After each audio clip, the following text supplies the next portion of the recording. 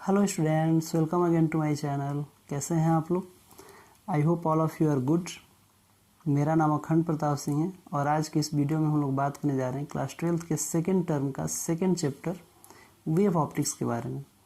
बहुत ही खूबसूरत सा चैप्टर है वेव ऑप्टिक्स। इस चैप्टर में हम लोग लाइट के वेव नेचर के बारे में स्टडी करेंगे, क्योंकि लाइट के ड्वेल नेचर होता है। आज की डेट में लाइट के ड्वेल नेचर के रूप में एक्सेप्ट किया गया है, जिसमें लाइट ड्यूअल नेचर शो करता है, एज अ पार्टिकल के रूप में भी और एज अ वेव के रूप में भी।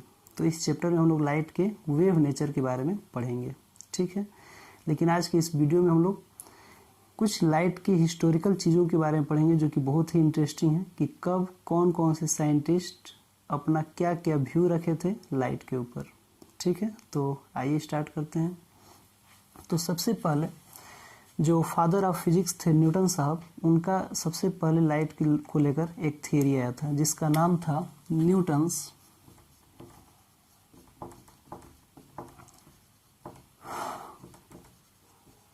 कर्पस्कुलर थियरी। ये तब की बात है जब 1675 की, ठीक है ना। तो 1675 में न्यूटन ने सबसे पहले एक लाइट का बिहेवियर के बारे में बताया था कि जो लाइट होता है वो एक टाइनी पार्टिकल से मिलकर बना होता है। यानी कि जितने सोर्स ऑफ लाइट हैं वहाँ से एक टाइनी पार्टिकल्स निकलता है और उसका नाम है कर्पस्कल्स, और वो हमेशा स्ट्रेट लाइन में चलता है। यानी कि जितने सोर्स ऑफ लाइट हैं, जैसे कि ट्यूबलाइट हो गया, लैंप हो गया, ठीक है, टॉर्च हो गया, बल्ब हो गया, तो जो भी सोर्स ऑफ लाइट है उस सोर्स ऑफ लाइट से लगातार एक टाइनी पार्टिकल्स निकलते रहते हैं और हर डायरेक्शन में फैलते रहते हैं और हमेशा एक स्ट्रेट लाइन में चलते हैं वो, ठीक है। यानी कि इसके क्या क्या मेन इंपॉर्टेंट पॉइंट्स हैं इस थियोरी के, तो देखिए, every source of light, every source of light emits tiny particles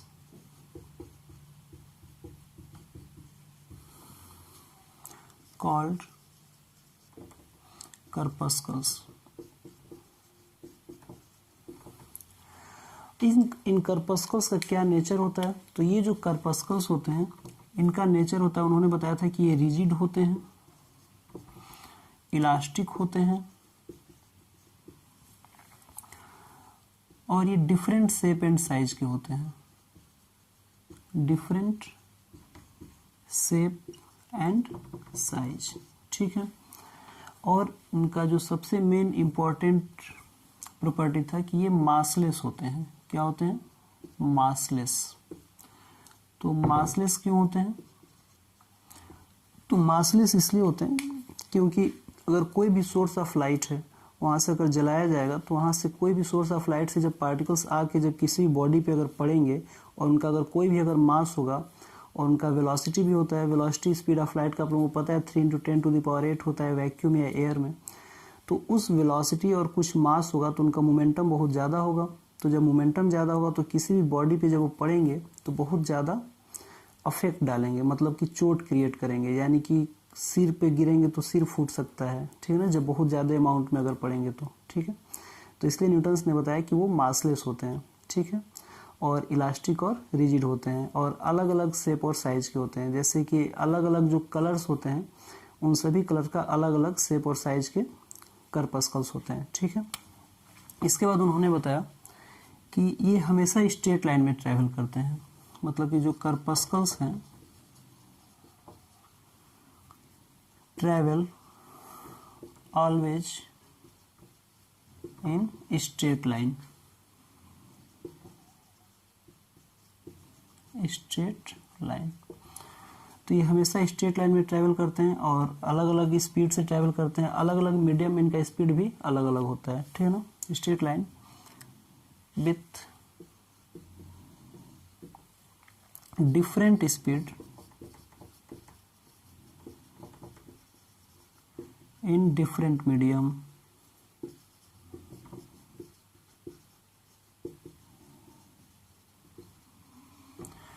तो ये तो सही बात है कि लाइट अलग अलग मीडियम में अलग अलग स्पीड से ट्रैवल करता है, लेकिन इन्होंने जो बात बताया था वो थोड़ा सा अलग था, ठीक है ना। उन्होंने बताया था कि जो डेंसर मीडियम का जो स्पीड ऑफ लाइट होगा वो ज़्यादा होगा with compare to rarer medium, यानी कि वाटर में जो स्पीड ऑफ लाइट होगा वो ज़्यादा होगा किससे, एयर से। ठीक है, तो इन्होंने कुछ चीज़ों के बारे में एक्सप्लेन किया। इसके बाद इन्होंने बताया कि अलग अलग जो कलर होगा डिफरेंट कलर का, उसका डिफरेंट शेप एंड साइज के कर्पस्कल्स होंगे। Different colour of light, different color of light have different shape and size corpuscles। जो अलग अलग जो लाइट हैं, अलग अलग कलर की जो लाइट है, उनका जो कर्पस्कल्स का शेप और साइज होगा वो अलग अलग होगा। जैसे आप लोगों को पता होगा कि व्हाइट लाइट में 7 कलर होते हैं, VIB, GY, OR। ठीक है ना, तो इन्होंने बताया था कि जैसे वायलेट होता है, इसका जो शेप होता है वो सबसे छोटा होता है कर्पस्कल्स का। ठीक है ना, अलग अलग शेप और साइज के होते हैं कर्पस्कल्स। तो जो वायलेट कलर होता है उसका स्फेरिकल होते हैं और सबसे स्मॉल होता है, रेड कलर वाला सबसे लार्ज होता है और वो सिलिंड्रिकल शेप में होते हैं। तो अलग अलग कलर ऑफ लाइट के लिए अलग अलग कर्पस्कल्स का शेप और साइज था। ठीक है ना, इसके बाद इन्होंने किन किन फिनोमिना के बारे में एक्सप्लेन किया था। तो सबसे पहले इन्होंने बताया था कि रेक्टिलिनियर प्रोपोगेशन ऑफ लाइट, क्योंकि लाइट के कुछ फिनोमिना होता है, ठीक है ना, जिसके आधार पे हम लोग उस थियरी को मेजर करते हैं और देखते हैं कि ये थियरी लाइट के किन किन फिनोमिना को जस्टिफाई कर रहा है। ठीक है ना, तो लाइट के कौन कौन से फिनोमिना होते हैं, इंपॉर्टेंट फिनोमिना, तो इसको आप लोग नोट कर लीजिए, फिर मैं इसको मिटा रहा हूँ।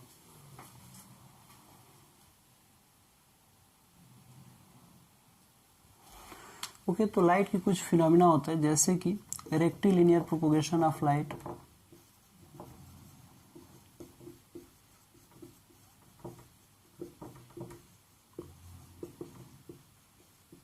Rectilinear propagation of light. दूसरा होता है रिफ्लेक्शन,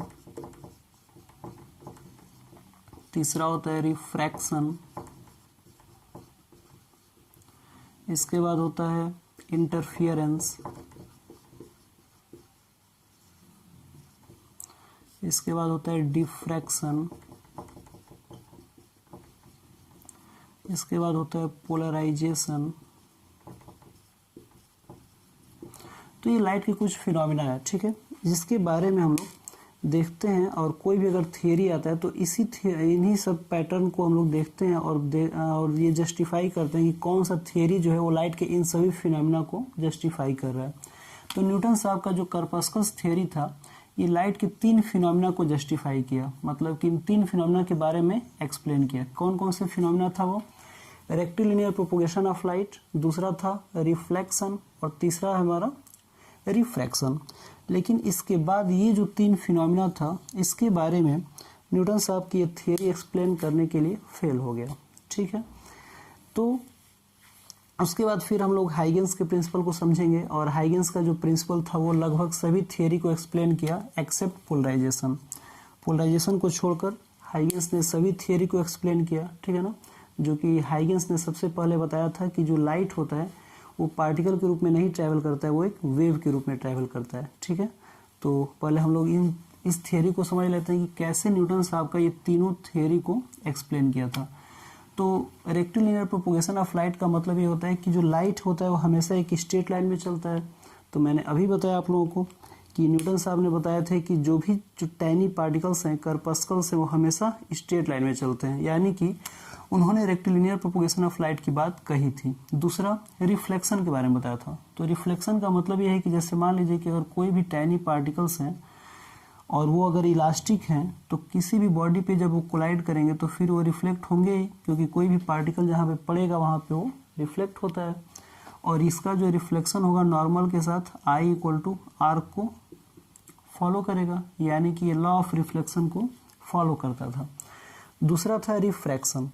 तो रिफ्रैक्शन का मतलब होता है कि अगर मान लेते हैं कि नीचे डेंसर मीडियम है और ऊपर रेयरर मीडियम है, तो उन्होंने बताया कि अगर एक मीडियम से अगर लाइट दूसरे मीडियम में अगर ट्रैवल करता है तो जब वो डेंसर मीडियम में अगर जाएगा तो डेंसर मीडियम में उस पार्टिकल के प्रति अट्रैक्शन फोर्स ज़्यादा हो जाएगा, यानी कि डेंसर मीडियम के जो पार्टिकल्स होंगे उन पार्टिकल्स को डेंसर मीडियम वाले पार्टिकल्स अपनी तरफ ज़्यादा तेज़ी से खींचेंगे। तो अगर ज़्यादा तेज़ी से खींचेंगे तो अगर इसका जो मूवमेंट होगा अगर इधर होगा तो थोड़ा सा ये नीचे की तरफ शिफ्ट हो जाएगा और ये अपना डायरेक्शन चेंज कर लेगा। यानी कि इस थ्योरी के आधार पे उन्होंने रिफ्रैक्शन वाले प्रॉपर्टी को भी एक्सप्लेन किए थे।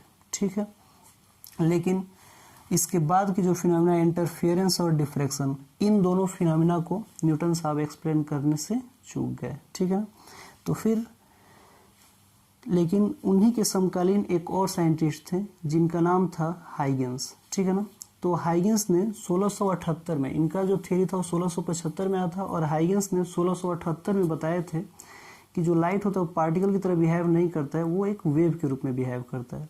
लेकिन उस समय उनके बात को कोई ध्यान नहीं दिया क्योंकि न्यूटन्स बहुत बड़ा नाम था। इन्होंने जो कहा था वो आंख बंद करके सभी साइंटिस्ट बिलीव करते गए। ठीक है ना, लेकिन लास्ट में जब 1850 के आसपास 1850 में फोकॉल्ट नाम का एक साइंटिस्ट आए और उन्होंने एक्सपेरिमेंटली ये प्रूफ किया कि जो स्पीड ऑफ लाइट होता है वो रेयरर मीडियम में ज़्यादा होता है with respect to denser medium, जो कि न्यूटन साहब ने कहा था कि डेंसर मीडियम में ज़्यादा होता है with respect to rarer medium. तो जब फोकॉल्ट ने इसको एक्सपेरिमेंटली प्रूफ किया तब माना गया कि जो न्यूटन साहब की जो थियरी थी वो गलत थी और तब फिर से नए सिरे से रिसर्च शुरू हुआ कि अगर लाइट पार्टिकल के रूप में अगर बिहेव नहीं करता है तो फिर लाइट का नेचर क्या होगा। ठीक है, तो फिर जाके हाइगेंस का जो थियरी था जो कि उनके डेथ के बाद उनको पढ़ा गया, समझा गया और तब पता चला कि जो लाइट होता है वो एक वेव की तरह बिहेव करता है। तो क्या था हाइगेंस का वेव प्रिंसिपल। ठीक है, तो इसको आप लोग नोट कर लीजिए, फिर मैं बताता हूँ।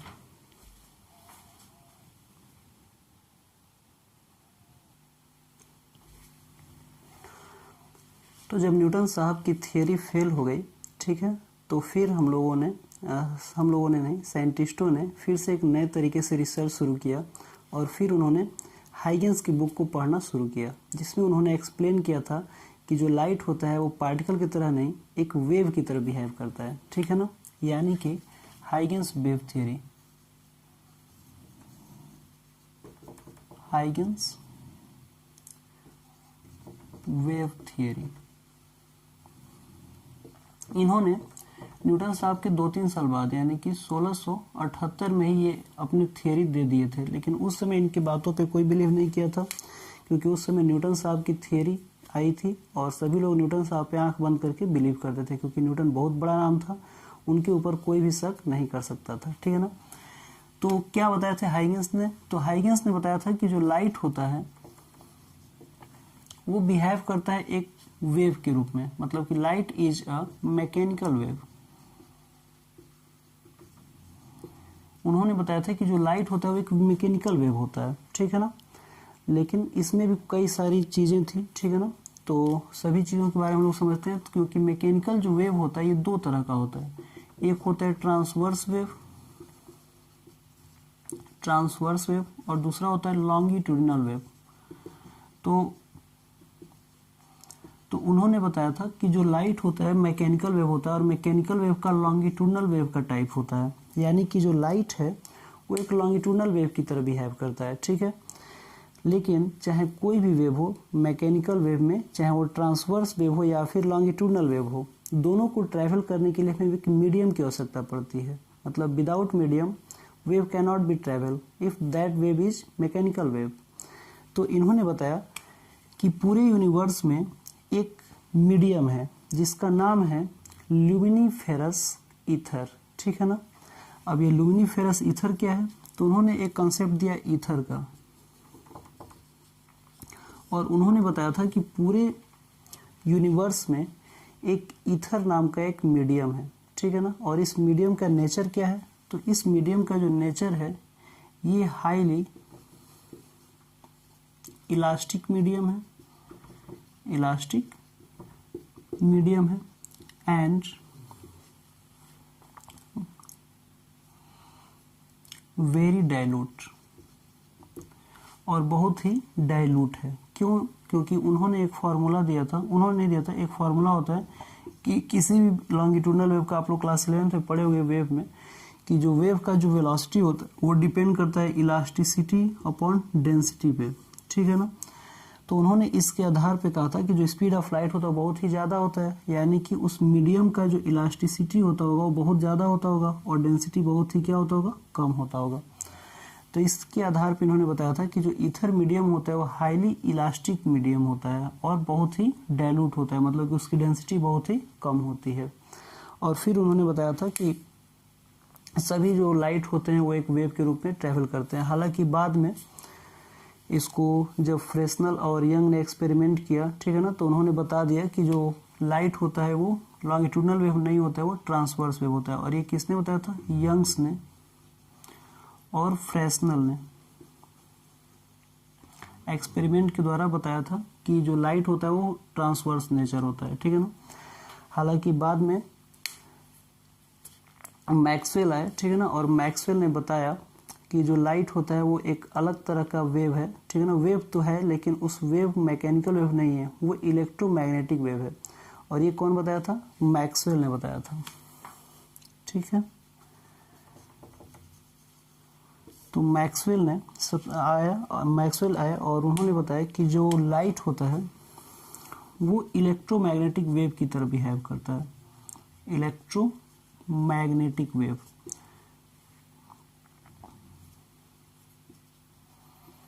अब इलेक्ट्रोमैग्नेटिक वेव क्या होता है, तो इलेक्ट्रोमैग्नेटिक वेव का कंसेप्ट ये है कि एक ऐसा वेव है जिसको ट्रैवल करने के लिए किसी मीडियम की कोई ज़रूरत नहीं है, ठीक है ना। मतलब कि इलेक्ट्रिक फील्ड और मैग्नेटिक फील्ड दोनों एक दूसरे के परपेंडिकुलर होते हैं। आप लोग इलेक्ट्रोमैग्नेटिक वेव एक चैप्टर है, उस चैप्टर में आप लोग ज़्यादा बेहतर पढ़ोगे इसके बारे में, ठीक है ना। यहाँ पे बस थोड़ा सा ये जान लो कि इलेक्ट्रिक फील्ड और मैग्नेटिक फील्ड दोनों एक दूसरे के परपेंडिकुलर होता है और उसका प्रोपोगेशन उसके परपेंडिकुलर होता है। यानी कि यहाँ पे 3D का कंसेप्ट है। देखो जैसे मान लीजिए कि ये हमारा x एक्सिस है और ये y एक्सिस है, ठीक है, और ये हमारा z एक्सिस है, ठीक है। देखिए, ठीक है। तो अगर एक सेकंड, देखिए, अगर ये हमारा x एक्सिस है तो ये हमारा इलेक्ट्रिक फील्ड का डायरेक्शन होगा। ये अगर मैग्नेटिक फील्ड का डायरेक्शन होगा तो इसका प्रोपोगेशन इस डायरेक्शन में होगा। हम इसको हाथ से भी दिखा सकते हैं। जैसे मान लीजिए कि अगर ये डायरेक्शन जो है ऊपर वाला ये इलेक्ट्रिक फील्ड का होगा और ये मैग्नेटिक फील्ड का होगा, तो दोनों एक दूसरे के परपेंडिकुलर होगा और इसका प्रोपोगेशन इधर होगा। अगर मैं इधर चलूँ तो ये हमारा क्या होगा, इसका प्रोपोगेशन होगा, ठीक है ना। और ये एक ट्रांसवर्स नेचर को शो करता है। तो ये सबसे इसके बाद कौन बताया था इसके बारे में, तो इसके बारे में मैक्सवेल ने बताया था, ठीक है। तो आप लोग इसको नोट कर लीजिए, फिर मैं आगे बताता हूँ।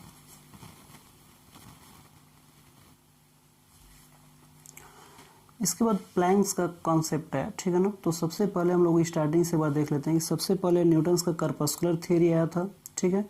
उस कर्पस्कुलर थ्योरी में न्यूटन ने बताया था कि जो भी लाइट होता है वो एक टाइनी पार्टिकल की तरह बिहेव करता है और जिस टाइनी पार्टिकल का नाम उन्होंने बताया था कर्पस्कल्स, ठीक है। उस कर्पस्कल्स का उन्होंने बताया था कि क्या नेचर होना चाहिए, तो उन्होंने बताया था कि इसका शेप और साइज अलग अलग होता है, अलग अलग कलर का। ये मासलेस होते हैं, रिजिड होते हैं और इलास्टिक होते हैं, ठीक है।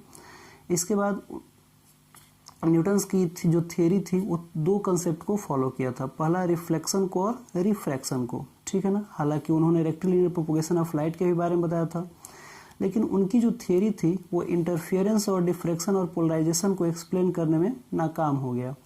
तो फिर हम लोगों ने सर्च किया, साइंटिस्टों ने मिलकर सर्च किया कि तब कौन सी थियरी है जो कि सभी फिनोमेना को एक्सप्लेन करेगी। तो फिर हाइगेंस के प्रिंसिपल को देखा गया। तो हाइगेंस ने बताया था कि जो लाइट होता है मैकेनिकल वेव की तरह बिहेव करता है और मैकेनिकल वेव में लॉन्गिट्यूडनल वेव की तरह बिहेव करता है।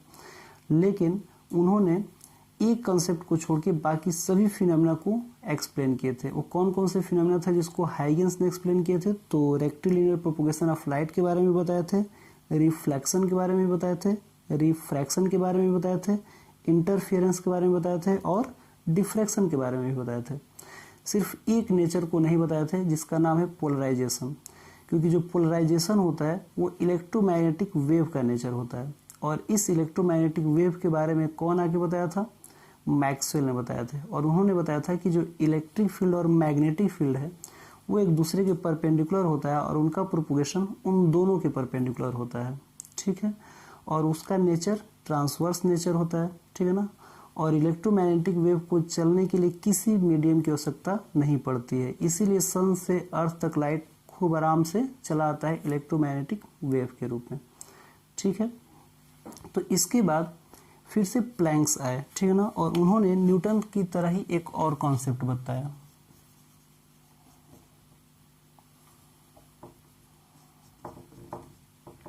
Planks quantum theory.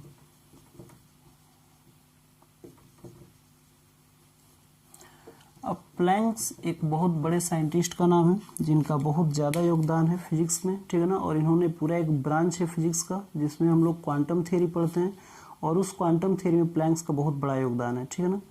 तो प्लैंक्स क्वांटम थियरी आए 1900 में, ठीक है ना, और इन्होंने बताया कि जो लाइट होता है, फिर से एक न्यूटन की तरह ही एक बात बताया उन्होंने, और कहा कि जो भी लाइट होते हैं वो टाइनी पार्टिकल्स के रूप में चलते हैं, जिसको इन्होंने एनर्जी के बंद पैकेट के बारे में बताया, और उसका एक अलग नाम दिया जिसका नाम था फोटॉन। ठीक है, यानी कि जो न्यूटन्स का जो कर्पस्कल्स था उसका नाम इन्होंने बदल दिया।